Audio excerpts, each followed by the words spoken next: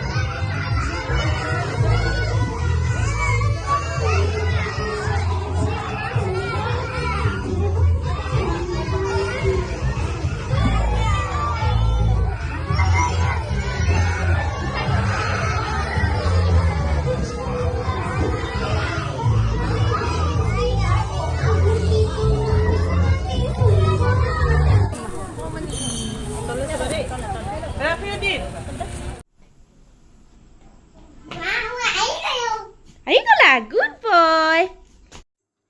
আৰু আজি আছিল তাৰ প্ৰথম ফাৰ্ষ্ট ডেৰ দিনাখন যোৱা কিছুমান লগৰ ফ্ৰেণ্ডৰ লগত মাৰিছিলোঁ দুকপিমান ফটো আৰু কিমান সি আজি হেপ্পী আছিলে। আৰু প্ৰথম যাওঁতে সি কিন্তু বহুত ভয় কৰিছিলে, সেইটো কাৰণে ইমান মুখত হাঁহি নাই, কিন্তু যেতিয়া ওলাই আহিছে কিমান ফূৰ্তি তাৰ।